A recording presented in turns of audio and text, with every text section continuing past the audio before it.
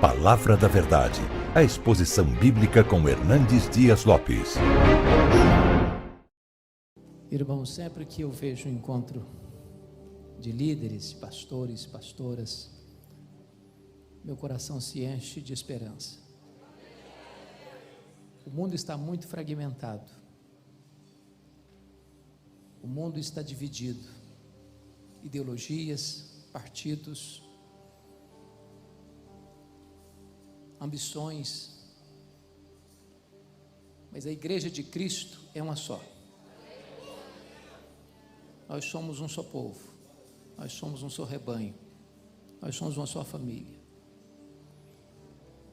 Não há nada mais lindo no mundo do que a Igreja de Cristo. Você chega no lugar onde você nunca foi outrora, vê pessoas que você nunca tinha conhecido antes, e com 5 minutos você se sente em casa. Só na Igreja de Deus acontece isso. Em tempos de crise, a igreja nunca deu baixa ré. Historicamente, a igreja avançou, cresceu, se fortaleceu. E a visão do líder é fundamental nesse momento. Porque enquanto tantos apostam no fracasso, enquanto tantos acham que vamos ter tempos sombrios, nebulosos, a igreja avança. Porque neste vozerio de pessimismo, a igreja tem uma palavra de segurança. Deus está no trono. As rédeas da história estão em suas mãos. E nós temos uma mensagem que não conhece fracasso. É o Evangelho de Jesus Cristo. É o poder de Deus para a salvação de todo aquele que crê. Então, mais do que nunca, você e eu precisamos estar encorajados. Porque a igreja, e só a igreja tem a resposta para esse mundo. Continue pregando, continue sonhando, continue aguardando coisas grandes de Deus. Empreenda grandes projetos no reino de Deus. Eu quero repartir com vocês um texto, e talvez eu vou ter que dividir esse texto em 2 partes, para não passar por ele com muita rapidez. Está em Atos dos Apóstolos, capítulo 20, e eu peço que você abra. Nós vamos ler todo o texto agora, e vamos até onde o pastor vai me dar um sinal. Levantou a mão, comandante manda, o soldado raso obedece. Então, e aí dá uma parada e retoma depois. Atos 20, a partir do verso 17.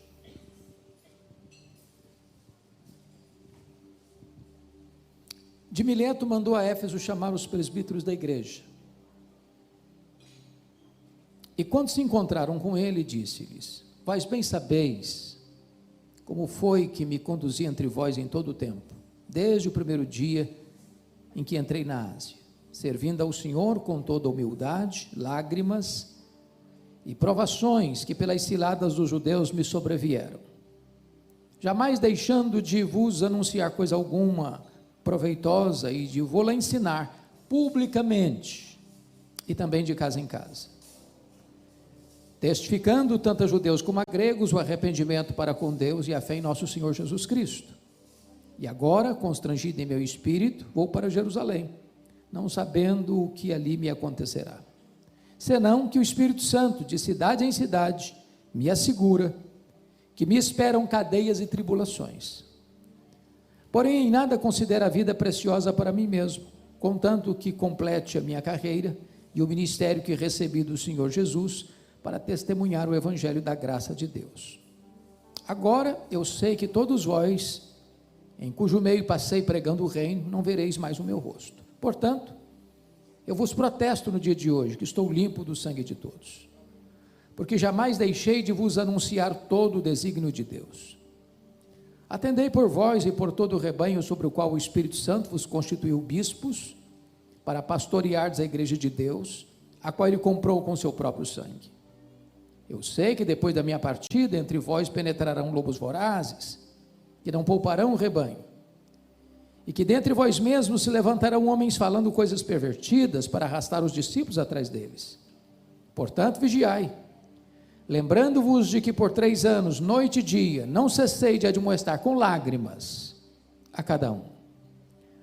Agora, pois, encomendo-vos ao Senhor e à palavra da sua graça, que tem poder para vos edificar e dar herança entre todos os que são santificados. De ninguém cobicei prata, nem ouro, nem vestes. Vós mesmos sabeis que estas mãos serviram para o que me era necessário, a mim, que aos que estavam comigo. Tenho-vos mostrado em tudo que, trabalhando assim, é mister socorrer os necessitados e recordar as palavras do próprio Senhor Jesus: mais bem-aventurado é dar que receber. Tendo dito isto, ou tendo dito estas coisas, ajoelhando-se, orou com todos eles. Então, houve grande pranto entre todos, e abraçando afetuosamente a Paulo, beijavam, entristecidos, especialmente pela palavra que ele dissera, que não mais veriam o seu rosto. E acompanharam-no até o navio. Amém. Bom, deixe-me colocar isto dentro do seu contexto. Paulo passara 3 anos em Éfeso, na sua 3ª viagem missionária. Éfeso era a capital de uma província, a Ásia Menor. Na época, uma cidade metropolitana com mais de 300 mil habitantes, uma das maiores do mundo da época. Éfeso hospedava o templo da deusa Diana, 4 vezes maior do que o Partenon de Atenas, uma das 7 maravilhas do mundo antigo. A cidade de Éfeso era uma cidade fortemente ligada ao comércio, porque a rota do mundo passava por ali. Éfeso era uma cidade idólatra, porque o templo da deusa Diana, além de ser uma beleza raríssima, era também o principal produto do comércio dos pessoas que chegavam e saíam de Éfeso, os turistas de Éfeso. Os nichos do templo, miniaturas do templo, era o principal produto de souvenir. Além de ser uma cidade idólatra, era uma cidade fortemente marcada pelo ocultismo. Agora pensem comigo que Paulo chega ali em 3 anos. Sobrenaturalmente ele impacta a cidade, a ponto da idolatria recuar, dos feiticeiros convertidos queimar os seus livros em praça pública, avaliados em mais de 50 mil denários, a palavra de Deus prevalecer na cidade, e em 3 anos ele plantar igrejas em toda a província: Esmirna, Pérgamo, Tiatira, Sardes, Filadélfia, Laodiceia, Colossos e Herápolis. Eu fico pensando hoje, com toda a tecnologia que temos, televisão, rádio, bíblias impressas, folhetos, internet, Facebook, Instagram, Zap, tudo mais. Um pastor chega numa cidade de 300 mil habitantes, em 3 anos, via de regra, nem conhecido ele é na cidade ainda. Não tem outra explicação para o êxito de Paulo em Éfeso, a não ser a obra soberana e sobrenatural do Espírito Santo na sua vida e através da sua vida. Mas não foi fácil não. Ele chega a comentar, ao escrever à igreja de Corinto, enquanto estava em Éfeso, que ele enfrentou em Éfeso lutas, aliás, feras. Ele enfrentou tribulação acima da sua força, a ponto de desesperar-se da própria vida. Parece que quanto mais pressão a igreja enfrenta, mais a igreja avança, mais a igreja cresce. Sucesso no ministério não é a ausência de tensão, não é a ausência de pressão, não é a ausência de tempos difíceis. E então agora, depois de 3 anos, Paulo está saindo de Éfeso, indo para Jerusalém para levar as ofertas que ele recolhera entre as igrejas gentílicas para os pobres da Judéia, em virtude da fome que assolou o mundo no período de Cláudio, imperador Cláudio. E então ele para aqui em Mileto, chama os presbíteros para uma espécie de discurso de despedida, onde ele vai abrir o coração e partilhar com eles suas instruções de como eles deveriam se portar na igreja. E esta palavra de Paulo com esses presbíteros, que ele chama também de pastores e de bispos, serve para nós hoje como que um farol a guiar os nossos passos, nos tempos turbulentos em que estamos vivendo. O mundo está em convulsão, estamos vivendo uma onda de cristofobia no mundo inteiro. Países que outrora tinham coragem e orgulho de levantar a bandeira do Evangelho, parece que estão enrolando esta bandeira, se envergonhando dela. E é nessa hora, irmãos, que nós, pastores e líderes, precisamos nos levantar. Que as cortes recuem, que os parlamentos recuem, que os palácios recuem, a igreja não há de recuar, em nome de Jesus.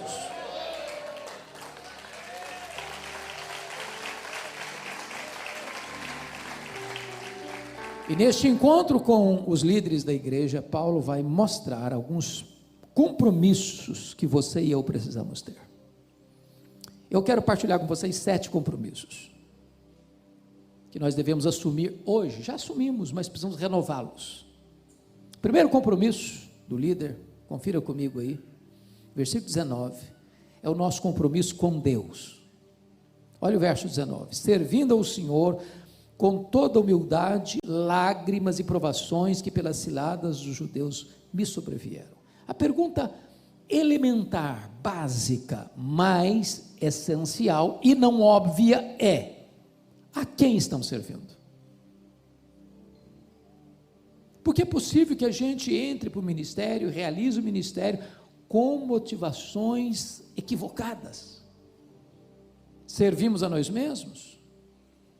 Servimos a denominação?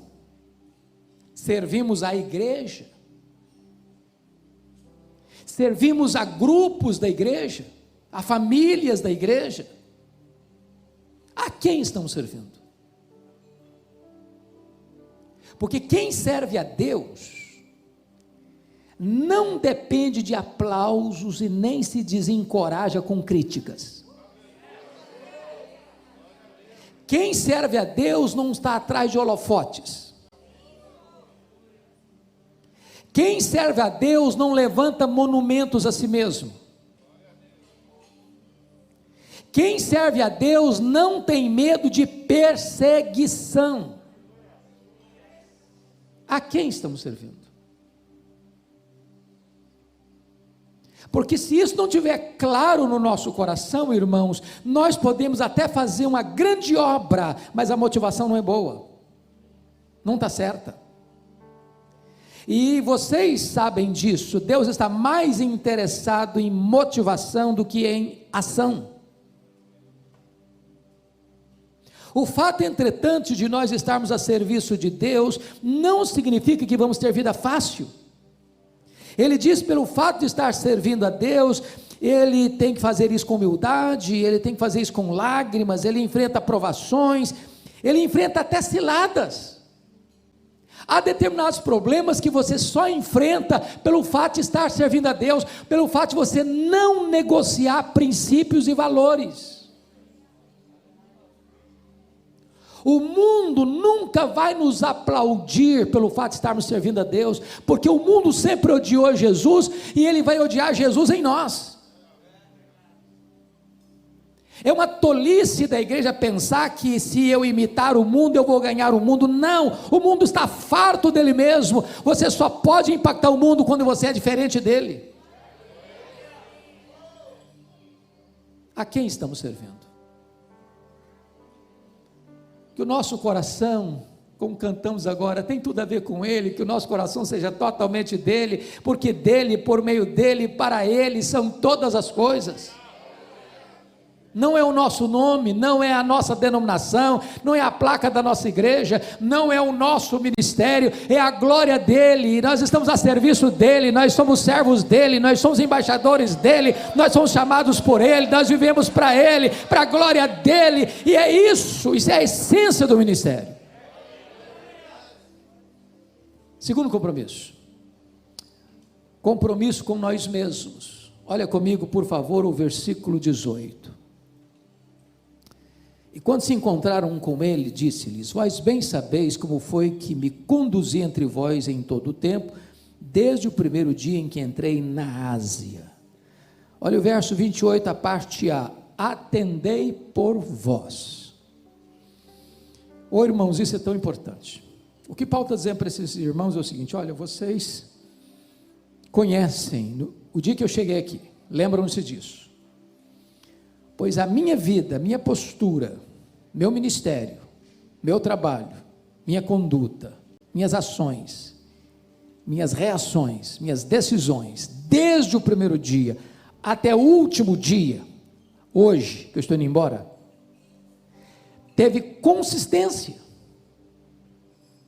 Não houve zigue-zague, altos e baixos. Não foi um tobogã. Em outras palavras, a vida do líder é a vida da sua liderança. Seu ministério tem exatamente o tamanho da sua vida. Há um ditado na língua portuguesa que diz que a última impressão é a que fica. No ministério, não pode existir a última impressão, é a primeira, é a segunda, é a última. Tudo precisa estar na mesma régua.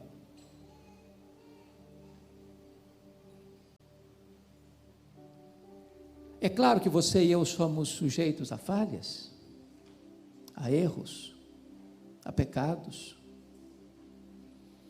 É claro que Paulo também não está aqui defendendo o perfeccionismo, no sentido de que o líder não peca, o líder não transgride. Não, nós somos pecadores. Aliás, quanto mais santo você for, mais consciência de pecado você tem. As pessoas que mais choraram pelos seus pecados não foram as pessoas que mais pecaram, foram as pessoas que mais perto de Deus andaram. Paulo chega a dizer: eu sou o maior dos pecadores, eu sou o menor dos santos. Aliás, eu não sou nem digno de ser chamado apóstolo. Mas nós precisamos cuidar da nossa vida, do nosso coração, das nossas motivações. Por isso Paulo diz: atendei por vós. Talvez a ovelha mais difícil do rebanho é aquela que nós vemos diante do espelho.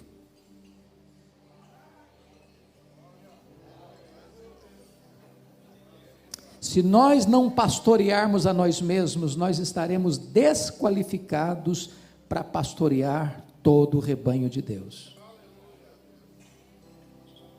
Por quê?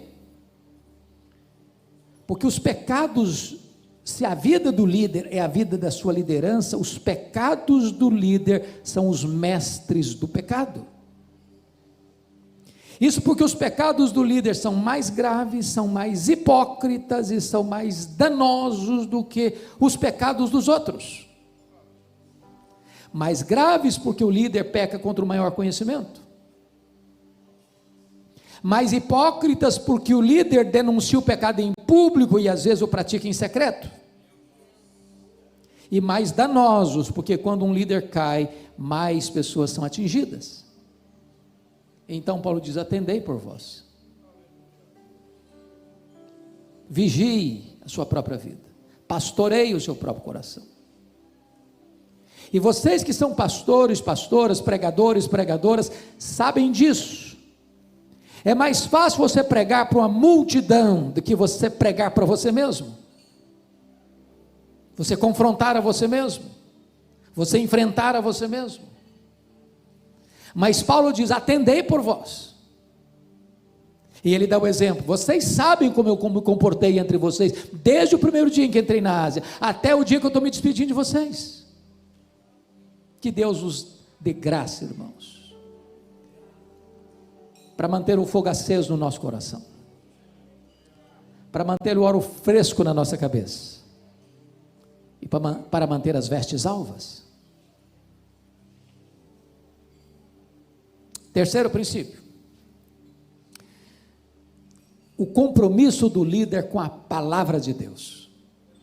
Chama a sua atenção para os versos 20 a 27, e eu não sei qual a versão que você está usando, mas na minha versão, a versão atualizada, no verso 20 há dois verbos, anunciar e ensinar. No verso 21 tem o verbo testificar no gerúndio. No verso 24 tem o verbo testemunhar. No verso 25 tem o verbo pregar no gerúndio. E no verso 27 tem o verbo anunciar. Obviamente, todos esses verbos estão relacionados com a palavra de Deus. O pastor, o líder, precisa ser o homem da palavra, mestre na palavra, douto na palavra, que maneja bem a palavra da verdade. A palavra manejar é cortar em fatias retas, não fazer curva.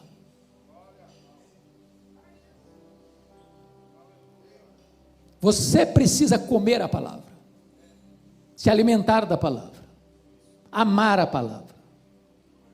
Nas palavras de Paulo, a primeira carta de Timóteo, você precisa se afadigar na palavra, porque quem se alimenta de leite magro não consegue dar comida boa e consistente para o rebanho. E eu chamo a sua atenção agora para o verso 20. Jamais deixando de vos anunciar coisa alguma proveitosa e de vos ensinar, publicamente também de casa em casa. Chama a sua atenção para esse fato, ensinar publicamente também de casa em casa. Ou seja, ensinar para uma grande congregação e ensinar num pequeno grupo. Por que que isso é importante hoje? Para você não correr o risco de ser um pastor seletivo. O que é que eu quero dizer com isso? Cuidado para você não nutrir no coração a falsa ideia de que você é importante. Você não é importante, importante é a palavra. Importante é a palavra. Você passa, eu passo, nós passamos, a palavra de Deus permanece para sempre. Você é apenas um vaso de barro, o que tem valor é o que está dentro do vaso. Mas se você não tomar cuidado, você começa a achar que você é importante, e aí você começa a ficar seletivo. Ô irmãos, nós estamos vivendo um tempo tão difícil, e vocês sabem disso. Você manda um convite para um pastor, ele não te responde, ele manda um questionário para você, manda um questionário, e lá no finalzinho, ele pergunta assim: quanto você intenta investir no meu ministério? Tudo aquilo antes do questionário só tem a ver com esse finalzinho aqui. Quanto você vai dar? Qual o cachê?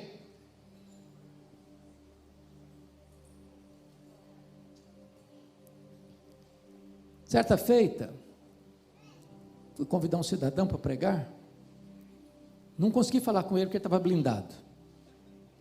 Tem pastor que está blindado. Com muito custo consegui falar com a secretária, e quando eu fiz o convite, ela disse assim: não, nosso pastor não prega mais em igreja, só prega em grandes encontros. Eu não me contive, disse: então, fala para o seu pastor que ele é mais importante do que Jesus, do que o apóstolo Paulo.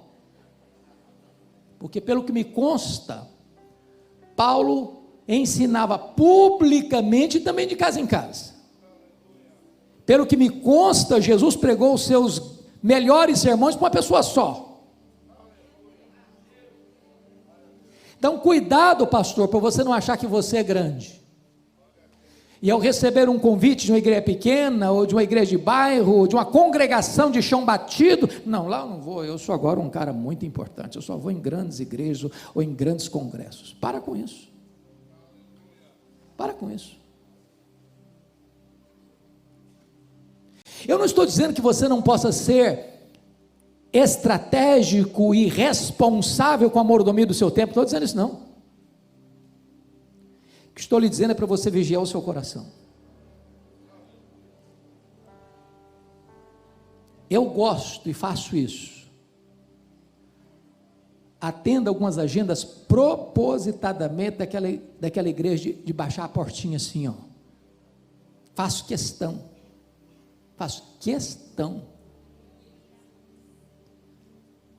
Para que você nunca passe essa ideia de que agora você é seletivo, só prega em grandes encontros, ensinando publicamente também de casa em casa. Mas outra coisa aqui, você tem uma igreja menor, uma congregação menor, não, eu vou chegar lá, vai ter 5, 10, 15, 20 pessoas, deixa eu fazer um estudozinho assim, meio sapecado mesmo, que tem pouca gente.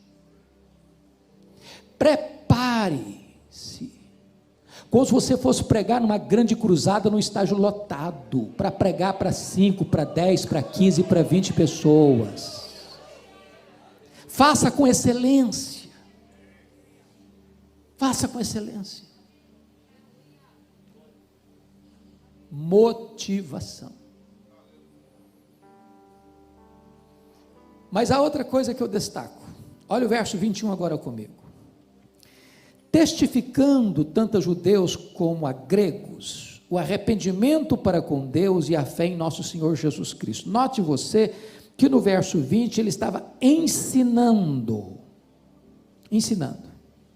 Mas no verso 21 ele está testificando arrependimento para com Deus e fé em nosso Senhor Jesus Cristo. Arrependimento para com Deus e fé em nosso Senhor Jesus Cristo são os dois elementos da conversão. O que você notou aqui? Paulo é um mestre no verso 20 e Paulo é um evangelista no verso 21. Mas qual a importância de frisar isso aqui agora? É porque, irmãos, nós estamos vivendo uma época em que a vasta maioria dos pastores que estão saindo dos seminários dizem assim: eu tenho o dom de mestre, mas não de evangelista.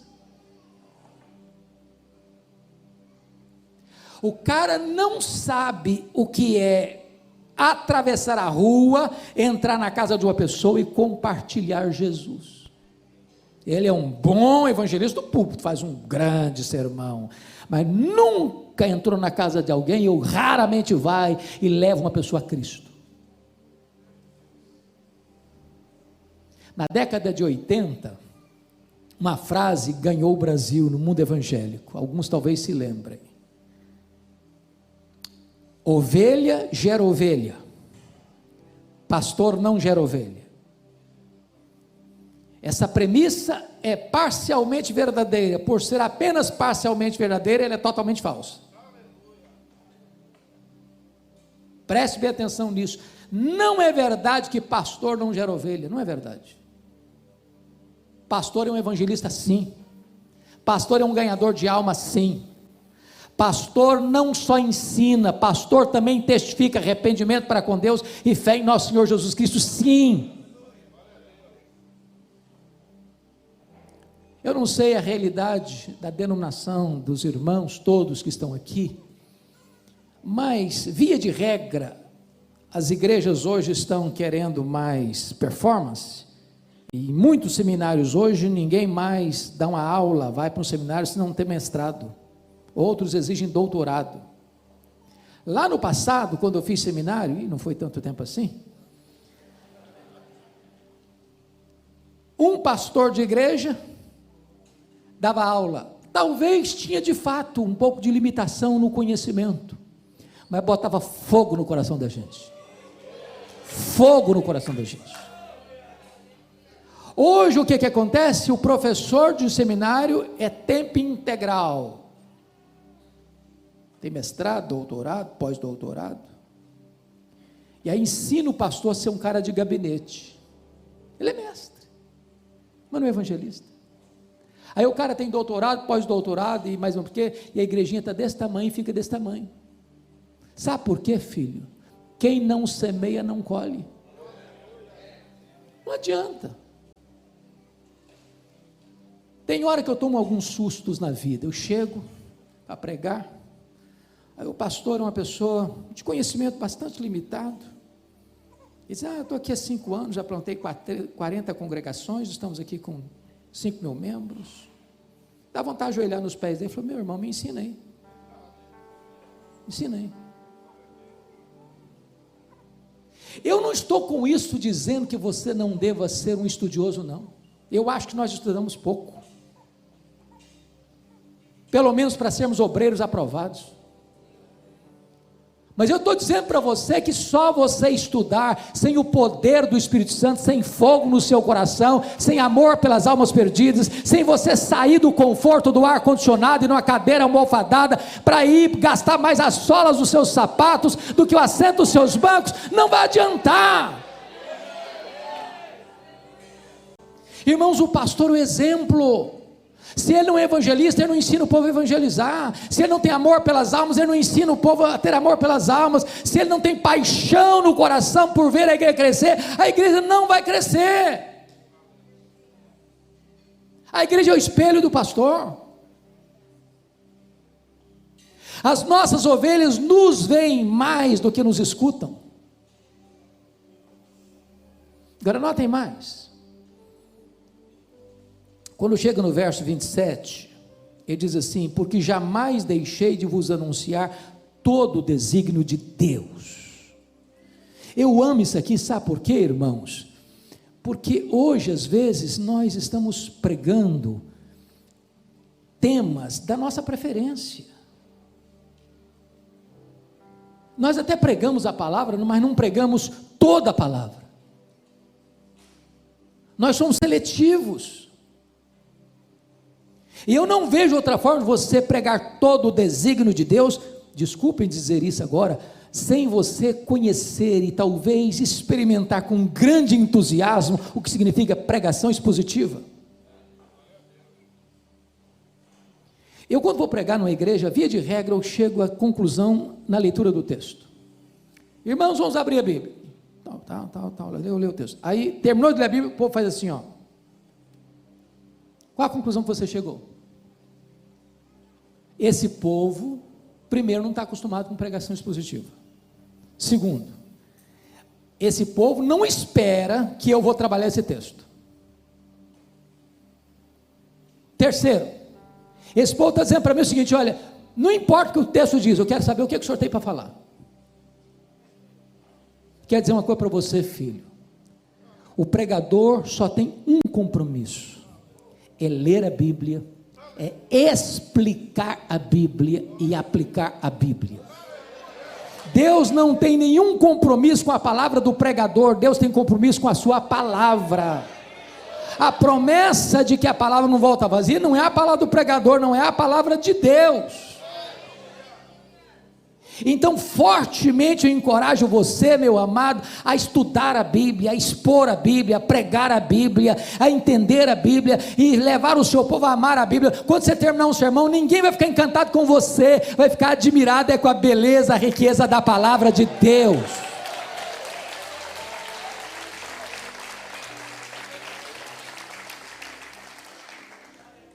Quarto princípio. Olha comigo, por gentileza, o versículo 24. Porém, nada considero a vida preciosa para mim mesmo, conquanto que eu complete a minha carreira e o ministério que eu recebi do Senhor Jesus, para testemunhar o evangelho da graça de Deus. Há 3 coisas que eu chamo a sua atenção aqui, fundamentais. Primeiro, vocação. Vocação. Ministério que recebi do Senhor Jesus Cristo. Paulo não é um voluntário. Paulo é alguém que foi chamado. Ele não abraçou o ministério por outras motivações. Ele foi convocado. Mas o que é vocação? John Joett, no seu livro Pregador, Sua Vida e Sua Obra, diz que muitos pensam que vocação é o seguinte: fulano tentou vestibular, hoje não tem mais, o Enem também, mistura Enem com vestibular, vamos pensar na antigüedade, tentou vestibular para medicina, não passou, Aí o cara tentou vestibular para engenharia, também não passou. Aí ele tentou para advocacia, também não passou. Aí ele tentou para economia, também não passou. Aí dá um start na cabeça dela. Ah, claro, gente, claro, olha aí.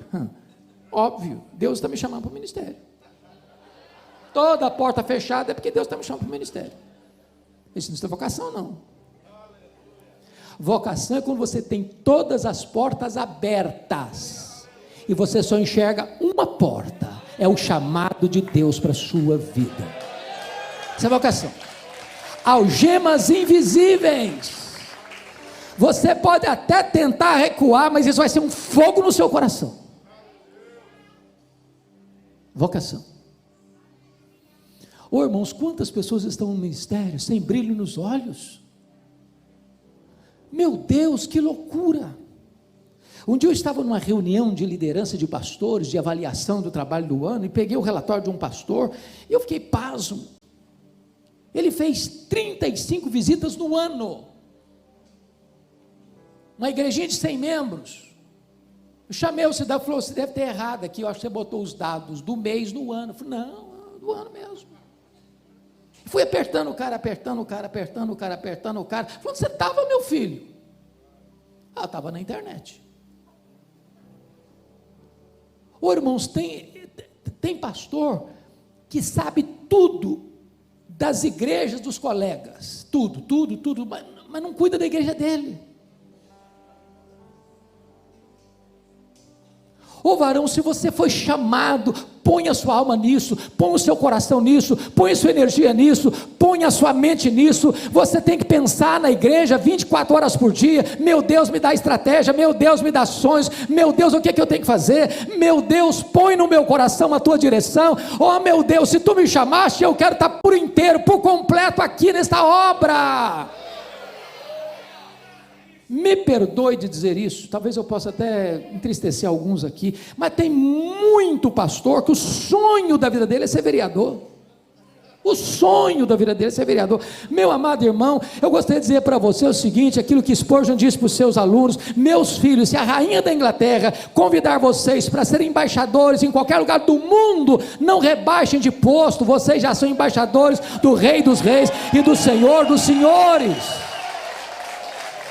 Apaixone-se pelo ministério. Deus chamou você para a mais honrosa vocação do mundo: ser portador de boas novas de salvação. Segundo, abnegação. Olha o versículo 24 de novo. Em nada considero a vida preciosa para mim mesmo. Por que ele está dizendo isso? Ele está dizendo isso porque enquanto ele estava indo para Jerusalém, levando muitas ofertas, era tanto dinheiro, que até o rei ficou interessado um pouco nessa grana. Tanto dinheiro, que alguém podia dizer: bom, esse povo vai fazer uma festa para Paulo em Jerusalém. E ele está dizendo: ó, o Espírito Santo está me assegurando de cidade em cidade, que o que eu vou enfrentar pela frente são cadeias e tribulações. Eu estou levando dinheiro, oferta, ajuda, socorro para eles, mas em resposta, o que o Espírito Santo está me garantindo aqui é que vou ser preso. Talvez se fosse hoje, dizem: bom, eu não vou lá não, eu vou mandar uma comitiva levar o dinheiro, não vou lá nada, para que eu vou para lá? Estão querendo me prender? Mas não vou. É nessa conjuntura que ele diz: mas em nada considero a vida preciosa para mim mesmo. Irmãos, o ministério tem muitas alegrias. Se eu tivesse 10 vidas, eu queria ser pastor em todas elas. Mas não tem ministério sem luta, não. Se você quer viver uma vida mansa e tranquila, então desista do ministério. Tem luta sim. Quem está procurando ministério para ter segurança econômica, status social, prestígio, desista. Ministério é para gente abnegada. Para gente que diz que não importa o que vai acontecer comigo, eu quero ser pastor. Não importa o que vai acontecer comigo, eu quero continuar pregando. Não importa se problemas vêm, se a tempestade chega, se a perseguição vem, se as pessoas vão lutar contra mim, se vão falar mal de mim. Não importa o que vai acontecer comigo pela frente, eu quero estar comprometido com esta vocação. A terceira coisa nesse versículo aí, e a gente dá o break que o pastor pediu. Pode seguir, pastor? Então vamos seguir. Vamos seguir. Tá. Terceiro ponto. Paixão. Vocação, abnegação, paixão. Em nada considero a vida preciosa para mim mesmo, conquanto que eu complete minha carreira e o ministério que eu recebi do Senhor Jesus para testemunhar o evangelho da graça de Deus. Oh, amados irmãos, que coisa preciosa é você testemunhar o evangelho da graça de Deus. Sabe por quê? Você tem a garantia de que você não vai fracassar. Nenhum empresário tem garantia de que não vai fracassar. Nenhum comerciante tem garantia de que não vai fracassar. Mas você tem garantia de que você vai ter êxito. Porque este evangelho é o poder de Deus para a salvação de todo aquele que crê. Um dos exemplos para mim mais fantásticos é o que Paulo dá na carta aos Filipenses, quando ele está encerrando a carta no capítulo 4, verso 22, ele diz assim: todos os santos vos saúdam, especialmente os da casa de César. O que era a casa de César? Era um antro de corrupção, de traição, de prostituição, de violência, onde tinha harém de homens e de mulheres, onde os soldados eram treinados para matar crianças, velhos, grávidas. Era um lugar onde tinha os banhos públicos com muita promiscuidade. Era um lugar onde tinha altares aos muitos deuses. Um lugar que não tinha adjetivos para defini-lo, porque se Roma era a cloaca do mundo, não tinha adjetivo para caracterizar a casa de César. Eu estou falando de César aqui, é o Nero, aquele que mandou matar sua mãe, aquele que mandou crucificar os crentes, aquele que mandou queimar os crentes em praça pública, aquele que era louco a ponto de matar membros da sua família. E aí Paulo podia chegar lá e falar: não, isso aqui é jogar pérola aos porcos. E num lugar tão terrível quanto este, ele prega a palavra mesmo algemado, e conversões, e conversões, e conversões, e conversões, e conversões, e conversões. Se você pregar a palavra de Deus num prostíbulo, vai ter conversão lá. Se você pregar a palavra de Deus numa boca de fumo, vai ter conversão lá. Se você pregar a palavra de Deus num bar cheio de bêbados, vai ter conversão lá, porque a palavra de Deus é poderosa.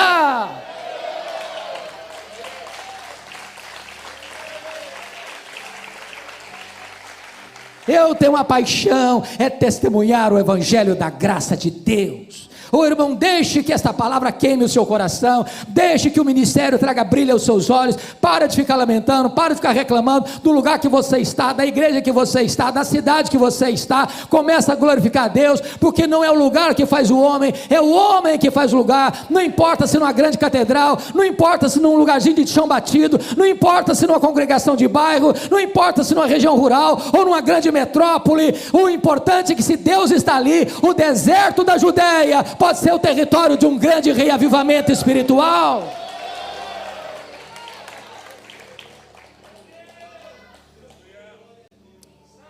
Quinto compromisso. Olha comigo, por favor, o versículo 28 a 30.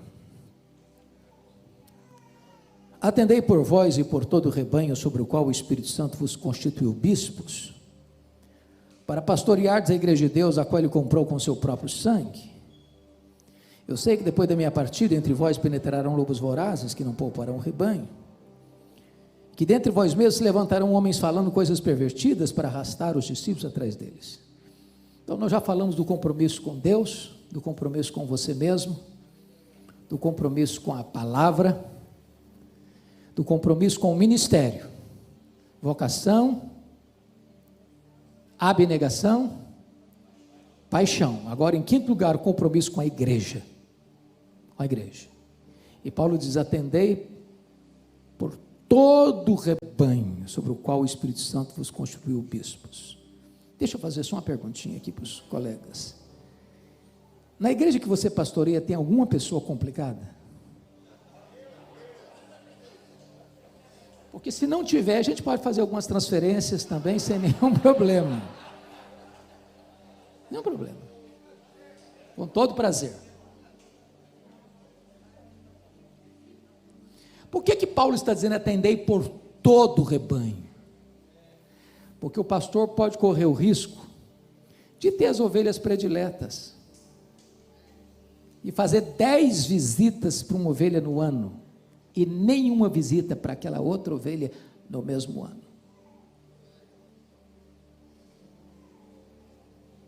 Há ovelhas que mordem o pastor, que escoiceiam o pastor, que abalou o pastor. E Paulo diz: atendei por todo o rebanho. Nas palavras de um pastor mais experiente, quando Deus permite isso é lixa grossa, para dar uma limpada na gente, para botar a gente no nosso devido lugar, para você não achar que você está com uma bola cheia demais, vira um balão de vaidade. Atendei por todo o rebanho.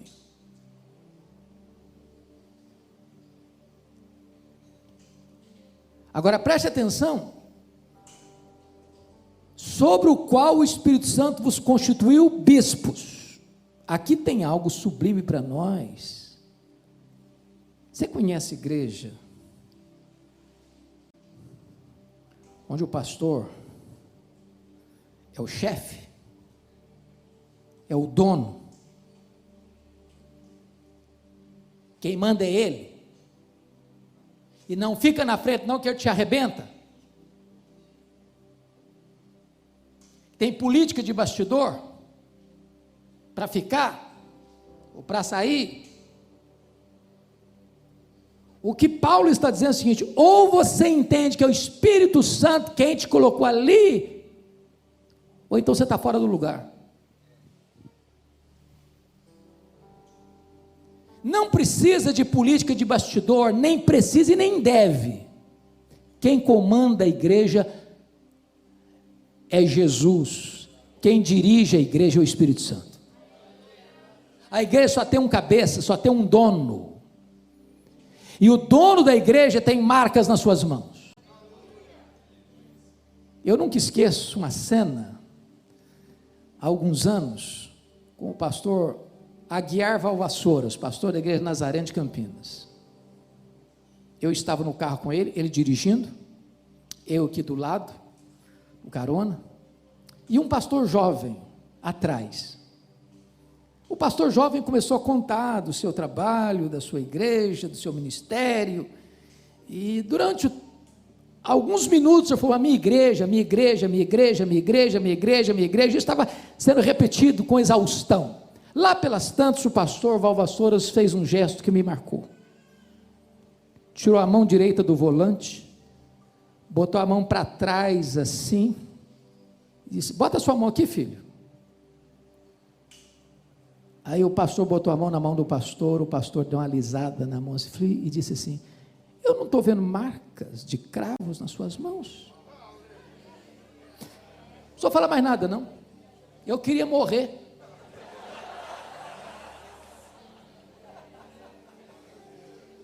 O dono da igreja tem marcas de cravos nas mãos.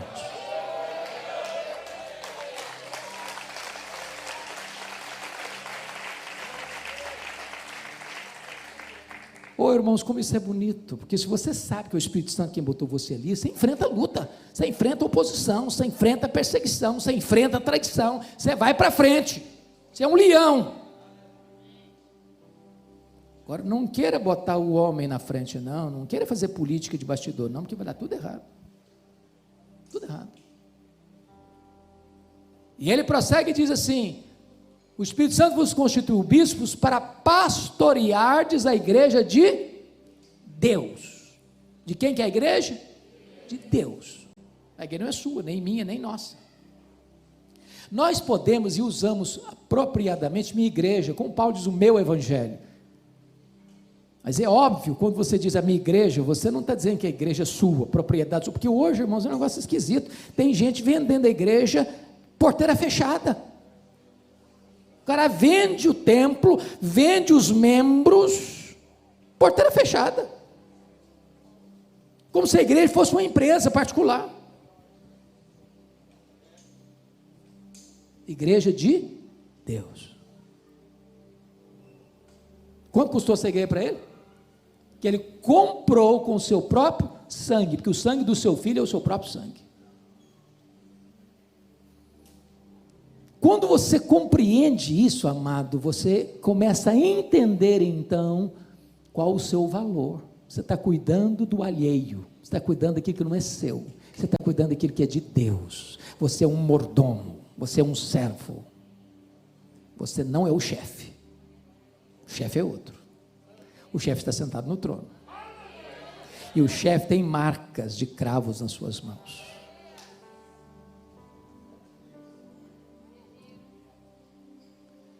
Mas agora Paulo chega no verso 29, ele tem um alerta soleníssimo a fazer. Preste atenção, você que tem talvez o hábito de grifar como eu, preste atenção. No verso 29 ele diz: eu sei que depois da minha partida, entre vós, grife a expressão entre vós. Depois no verso 30 ele diz: e que dentre vós, grife a expressão dentre vós. Aí eu pergunto para você, no verso 29, eu sei que depois da minha partida, entre vós penetrarão lobos vorazes que não pouparão o rebanho. A pergunta é: os lobos estão dentro ou estão fora aqui? Os lobos estão dentro ou estão fora aqui no verso 29? Dentro. Vocês leram direito? Leiam outra vez. Leiam de novo. Os lobos estão fora, querendo entrar. Querendo entrar. Quem são os lobos? Os falsos mestres, os falsos profetas, aqueles que não trazem o ensino fiel das Sagradas Escrituras. Vocês acham que tem falsos mestres hoje? Tem lobos hoje?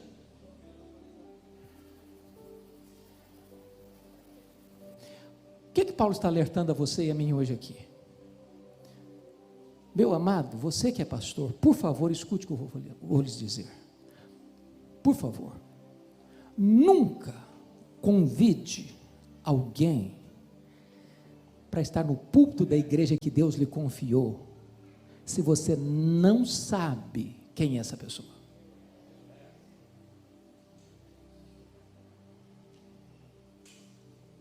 Porque você é o responsável diante de Deus por esse rebanho.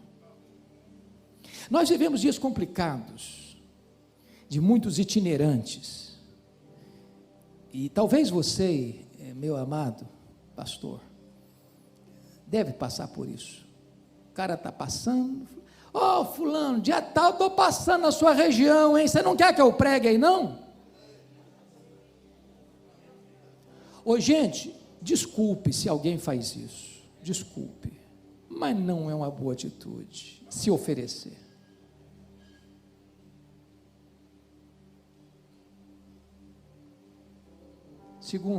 Segundo, não pense que todo mundo que diz que é de Deus, de fato é de Deus.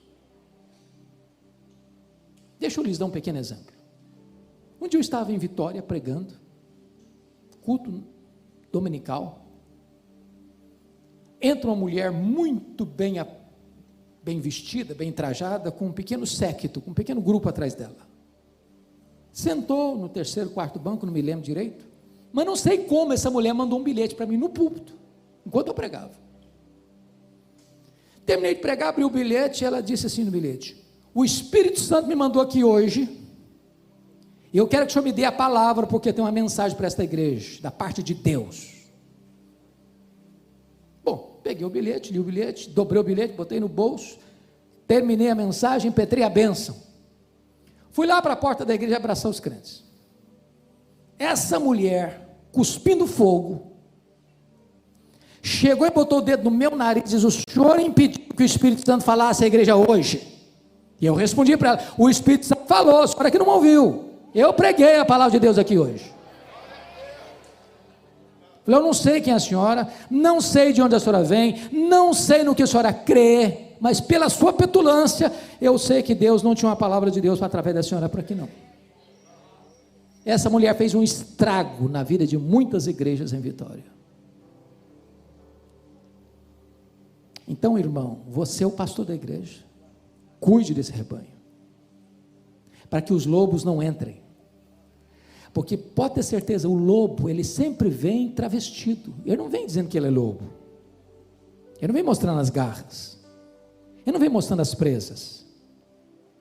Os falsos mestres, via de regra, são muito amáveis no trato, são muito bonitos na fala, eles enredam com o discurso. Cuidado do rebanho de Deus, proteja o rebanho de Deus. Deus colocou você ali como um vigilante das ovelhas, porque ovelha, é muito curiosa essa imagem da ovelha. A ovelha é um animal inseguro, míope, teimoso, que não sabe se proteger, não sabe correr, se cai num buraco não sabe se levantar sozinha. Ou você protege a ovelha, ou ela não tem capacidade de enfrentar o lobo. Mas termino agora então esse período com o versículo 29, olha aí comigo. Eu sei que depois da minha partida entre vós penetrarão lobos vorazes que não pouparão o rebanho. A expressão aí agora é dentre vós. Eu pergunto, o lobo está dentro ou está fora aqui? Está dentro, travestido, enrustido, disfarçado, querendo se levantar e se manifestar para fazer o quê? Para arrastar os discípulos atrás de quem? Atrás deles mesmos. Eles não formam discípulos para Jesus, eles formam discípulos para eles. Porque há dois tipos de grupo que gostam de ovelhas: é pastor para cuidar e lobo para devorar. Quantos de nós conhecemos história de pessoas se levantar de dentro da igreja para fazer um levante, um motim, e arranca pessoas, levam atrás deles mesmos? Cabe ao pastor, cabe à liderança da igreja cuidar disso, para que essas pessoas que estão ali, disfarçadas de ovelhas, mas não são ovelhas, não levem esse rebanho para o sacrifício. Deus nos constituiu não apenas como pastores, mas também como vigilantes das ovelhas que Ele nos confiou. As ovelhas não são nossas, as ovelhas são de Cristo, o bom pastor. Que Deus nos ajude. 5 dos 7 princípios que Paulo transmitiu àqueles presbíteros da igreja de Éfeso: compromisso com Deus, consigo, com a palavra, com o ministério e com a igreja. Agora eu gostaria então de repartir com vocês os últimos 2 princípios que ele vai ensinar, e que certamente são oportunos e necessários para a nossa vida hoje. O 6º princípio está aí nos versos 33 a 35. De ninguém cobicei prata, nem ouro, nem vestes. Vós mesmos sabeis que estas mãos serviram para o que me era necessário a mim e aos que estavam comigo. Tenho-vos mostrado em tudo que, trabalhando assim, é mister socorrer os necessitados e recordar as palavras do próprio Senhor Jesus: mais bem-aventurado é dar que receber. O princípio aqui é o compromisso do líder com dinheiro. Com dinheiro. Esse é um ponto muito sensível, de muita atenção. E eu quero dizer por quê. Porque penso que há 2 extremos, polarização sobre esse assunto. O primeiro extremo, irmãos, é quando o pastor é motivado por dinheiro. Jesus Cristo não chamou César de Senhor. Jesus Cristo não chamou nem mesmo o diabo de Senhor. Mas Jesus chamou o dinheiro de Senhor. Diz que ninguém pode servir a dois senhores. O dinheiro exige tempo integral, dedicação exclusiva. E há muitos pastores que optam por esta ou aquela igreja, pelo critério do dinheiro. Talvez você e eu já tenhamos conhecimento, eu pelo menos tenho, de um pastor que chega numa igreja, com entusiasmo, comunica para o rebanho sua alegria em estar ali, de como Deus o enviou para ali.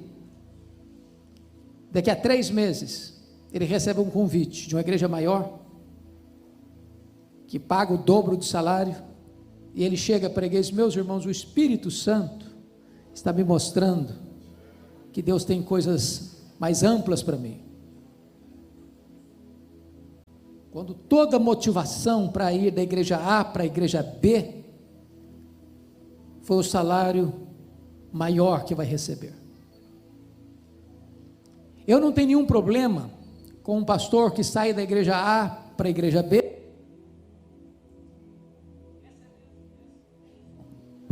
recebendo um salário maior na igreja B do que na igreja H. Nenhum problema. A grande questão é qual é a motivação em ir da igreja A para a igreja B. Se a motivação é dinheiro, ele está dizendo o seguinte: o meu ministério está numa vitrine, quem paga mais leva. Isso é muito sutil. Deixa eu lhes dar 2 exemplos para clarear o princípio. Certa feita eu fui convidado para pregar numa das boas igrejas da nossa denominação, e eu não sabia que eles estavam em transição pastoral. Quando terminou o culto, a liderança da igreja me convidou para uma sala e disseram o seguinte para mim: nós estamos em transição pastoral, nós não sabemos o quanto o senhor ganha, a nossa igreja é uma igreja muito bem situada financeiramente, e nós pagamos o dobro do que o senhor ganha lá, não importa quanto é o seu salário lá, nós pagamos o dobro, precisamos que o senhor venha. E eu disse para aqueles irmãos: primeiramente, me sinto honrado com o convite, lisonjeado com a oferta. Entretanto, eu preciso dizer 2 coisas para vocês. Primeiro, eu tenho compromisso com a igreja que eu sou pastor. Segundo, se eu vier para cá porque vocês estão me pagando o dobro, eu estou dizendo para vocês que eu tenho preço, que o meu ministério está numa vitrine, quem paga mais leva. Então eu agradeço o convite, mas eu não venho. Porque se fosse, a motivação não era a igreja, era o dinheiro. Que discurso eu faria para a igreja que eu era pastor? Meus irmãos, eu estou saindo porque lá vão me pagar mais. Segundo exemplo, quando eu estava fazendo meu doutorado nos Estados Unidos, fui convidado para pregar numa das grandes igrejas, e a oferta que me fizeram era 4 vezes o que eu ganhava, 4 vezes. Alguém me disse: você é louco não aceitar um convite desse? Fica aqui 5 anos, resolve a sua vida financeira, depois você volta. A grande questão é: quanto vale o seu ministério? Qual é a sua motivação? Eu disse: muito obrigado, mas eu não venho. Eu tenho compromisso com o rebanho, sobre o qual o Espírito Santo me constituiu bispo. Então, muito obrigado, eu não venho. Vigie o seu coração, meu irmão, para que o dinheiro não seja o vetor que vai governar suas decisões. Nós estamos vivendo, irmãos, um tempo difícil, onde pastores e cantores evangélicos são tratados, às vezes, como astros de cinema. Pastores que exigem cachê para pregar, cantores que só pregam se o cachê for muito bom. E quando nós contribuímos para essa cultura, nós nos tornamos coparticipantes desse pecado.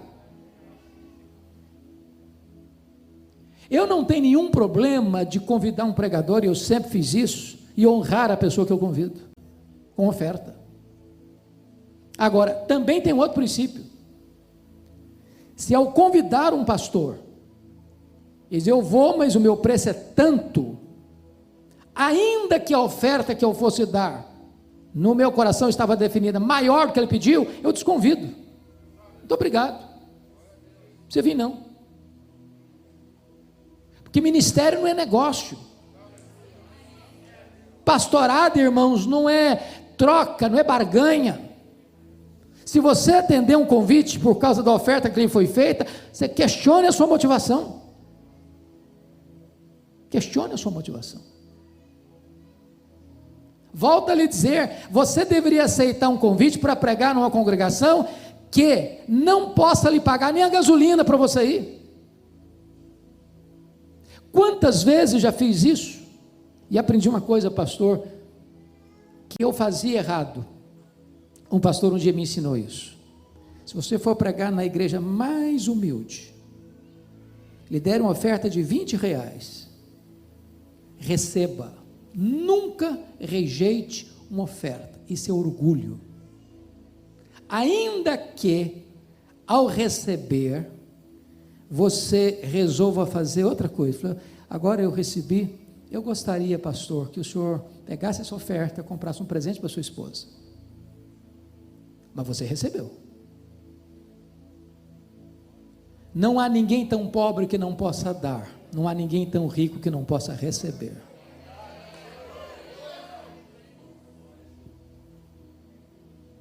Agora, nós não podemos contribuir com essa tendência, irmãos, de receber cachê, pregar por cachê, cantar por cachê. Não podemos fazer do ministério um negócio. O lucro não pode ser o vetor do nosso ministério. Mas lhes disse que há outro polo, um outro extremo. Primeiro é o pastor ser governado por dinheiro. O segundo extremo é quando a igreja não honra o pastor e lhe paga um salário de fome. Tem muita igreja, irmão, que o pastor, presidente, recebe um mega salário. Quem rala mais lá na ponta, paga para ser pastor. Biblicamente isso não está certo. O obreiro é digno do seu salário. Agora vamos ver o que Paulo diz aqui. Ele diz o seguinte: de ninguém cobicei prata, nem ouro, nem vestes. Vós mesmos sabeis que estas mãos serviram para o que me era necessário, a mim e os que estavam comigo. Tenho-vos mostrado em tudo que, trabalhando assim, é mister socorrer os necessitados, e recordar as palavras do próprio Senhor Jesus, mais bem-aventurado é dar que receber. Alguns dizem, está vendo, isso aqui sim, isso aqui é exemplo. Paulo trabalhou, foi pastor, e não recebeu salário, e ainda ajudou as pessoas ainda. Esse aí sim. Calma. Paulo não está tratando de salário pastoral aqui. Se você quer saber o que ele pensa sobre salário pastoral, você tem que ler 1 Coríntios capítulo 9, lá ele trata do assunto, e ao tratar do assunto lá, ele aplica o mesmo princípio do Antigo Testamento para o Novo Testamento, e diz que o pastor merece primícias, um salário de honra. Agora, o que ele está dando de exemplo é o seguinte: quando a igreja era munheca, mão de vaca, pão dura, e não pagava o salário para ele não deixava de ser pastor não, ele ia fazer tenda, ele ia trabalhar para ser pastor, porque ele não é pastor por causa de dinheiro, ele é pastor por causa de um chamado que ele recebeu de Deus.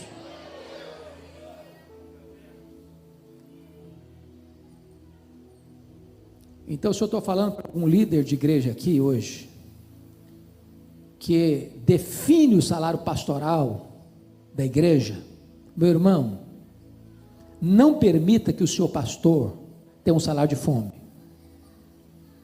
Que o seu pastor não durma de noite sabendo como é que ele vai pagar as contas.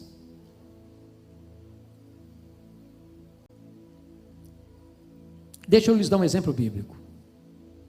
O apóstolo Paulo, quando estava em Corinto, vocês sabem que a igreja de Corinto é uma igreja rica, financeiramente muito bem situada, mas pão dura.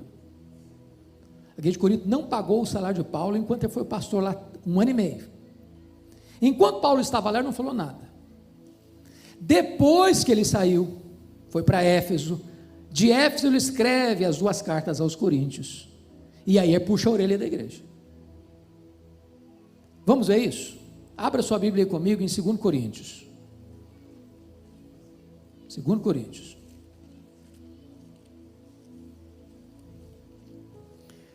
Lá no capítulo 11, versículo 8. Se eu fosse membro da igreja de Corinto, eu ficaria com vergonha de receber essa carta. Olha aí comigo.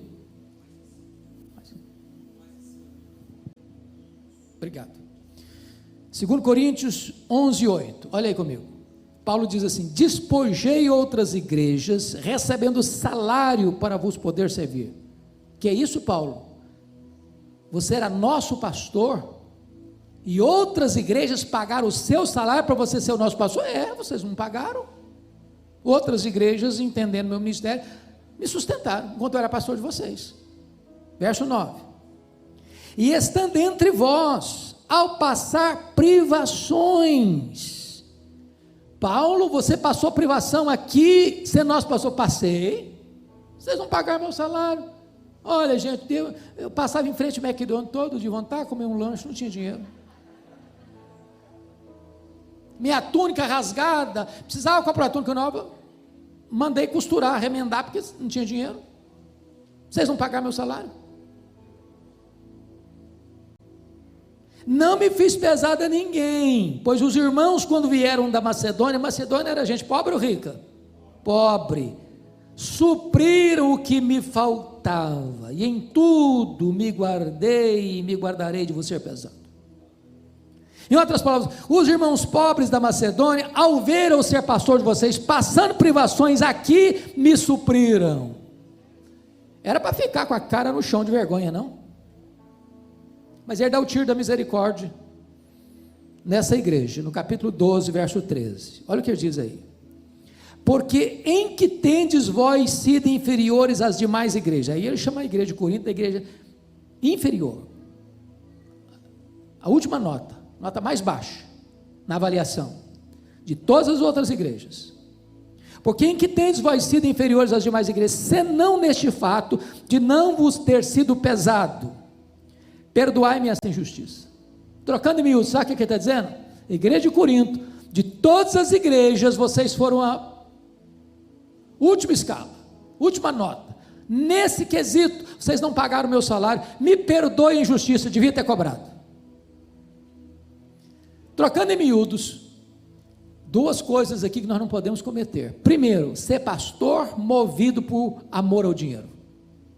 Segundo, a igreja que tendo condições de pagar um salário digno para o seu pastor, fecha a mão para o seu pastor e deixa o seu pastor passar privações e necessidades. Honre o seu pastor, cuide do seu pastor. Mas se você chegar numa situação onde falta provisão, vá trabalhar e continue sendo pastor.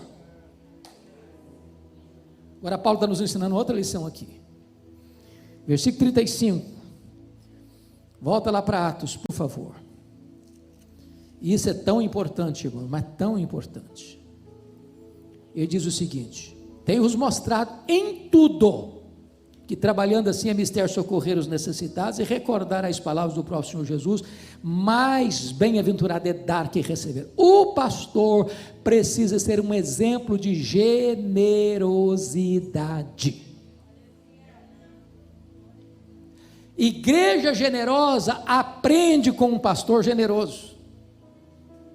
Na hora de entregar o dízimo, o pastor é o primeiro aí no gasofilácio. Vamos fazer uma oferta aqui para ajudar os pobres. O pastor é o primeiro a chegar no gasofilácio. Não adianta só pregar, tem que dar exemplo.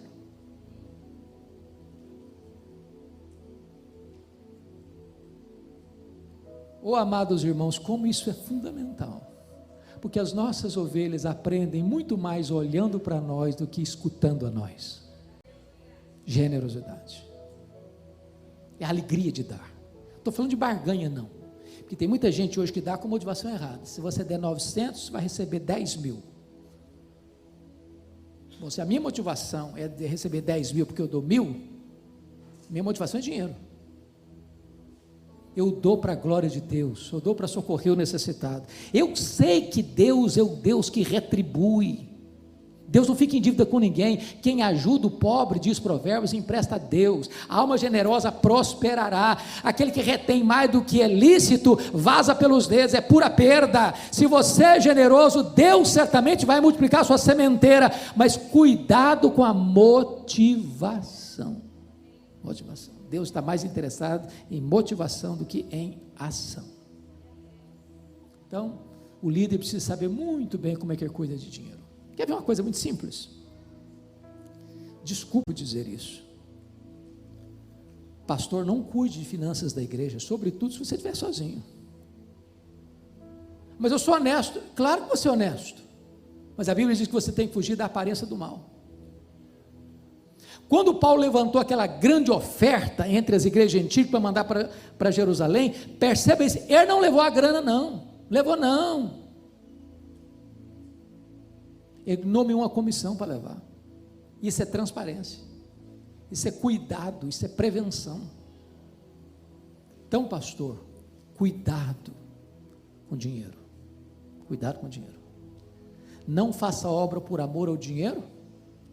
E igreja, cuide do seu pastor, dando a ele um salário digno.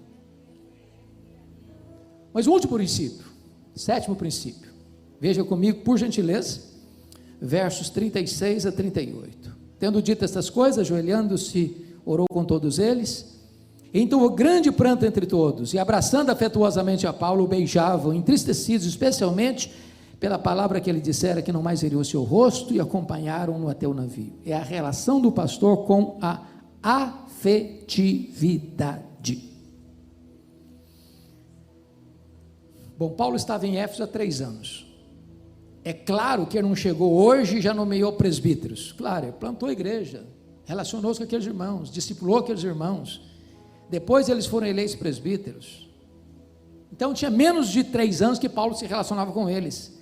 Tempo suficiente para eles criarem um relacionamento tão bonito, tão profundo, tão leal, que quando Paulo está se despedindo deles, num lugar público, eles se abraçam, eles se beijam, eles choram, demonstram afeto. Irmãos amados, eu tenho percorrido o Brasil, tenho pregado em igrejas ultra-ortodoxas, que se uma mosca voar, você escuta o barulho, e igrejas ultra-pentecostais, onde você tem que pedir calma, calma, calma.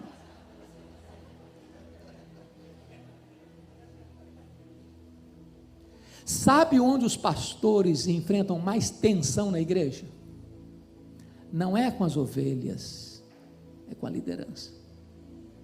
Pastores com úlcera, pastores com insônia, pastores com depressão, pastores doentes emocionalmente, líderes que na igreja uma bênção, cantam, quando ficam ao redor de uma mesa, viram um monstro, quer subjugar o pastor, quer botar o pastor debaixo da sola do seu sapato. Pastor chega na igreja, primeiro dia a saudação é assim: você está de passagem, nós somos daqui, então abra os olhos, quem manda aqui somos nós.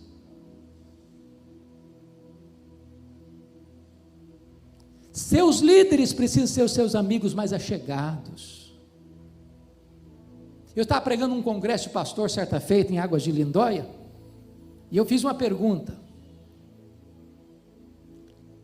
E a pergunta que eu fiz aos pastores foi essa: qual foi a última vez que você beijou os seus presbíteros? Seja presbítero, diácono, seu líder da sua igreja.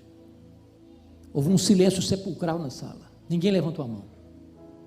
Tomei um susto. Até que um mais corajoso levantou no fundo da sala e respondeu assim: beijar eu não beijei não, mas vontade de morder eu tive algumas vezes.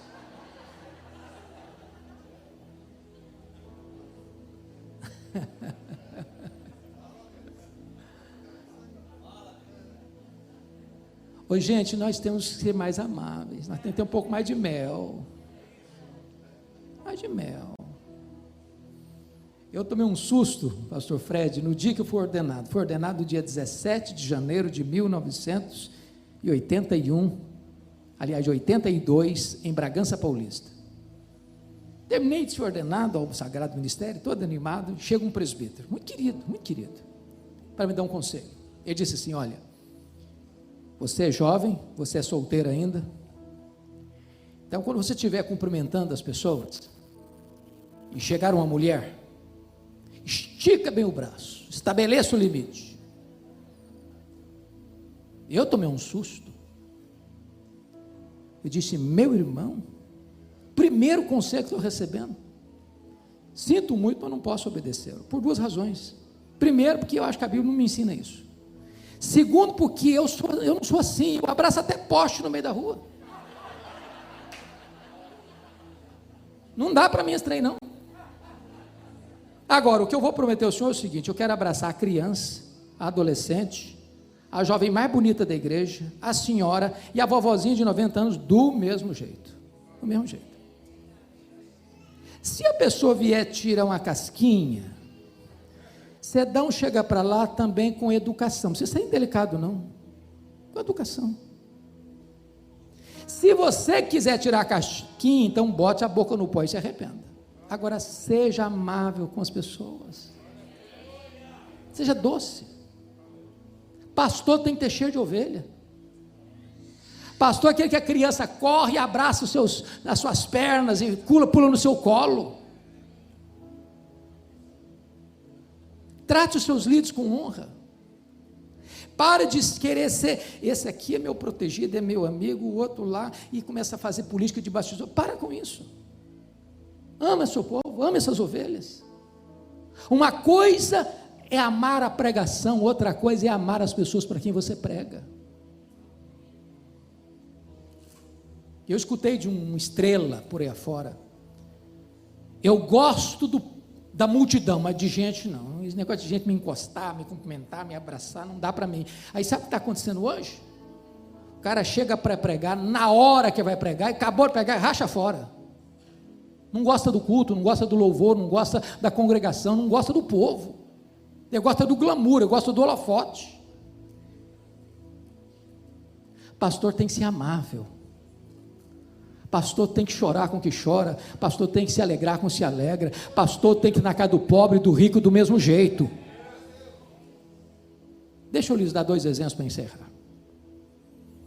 Um dia eu estou abraçando o povo na porta da igreja, depois do culto.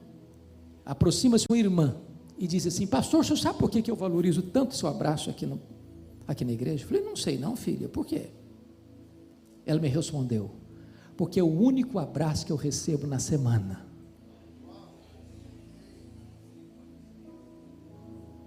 Tem hora que as pessoas precisam na igreja não é de escutar um sermão, não é de receber um abraço, saber que ela é gente, que ela é amada, que ela é importante, que ela tem valor. Cuidado para você não ir jantar só na casa dos ricos. Vai jantar na casa daquele irmãozinho que bota salame na mesa, e aquele salame tem muito mais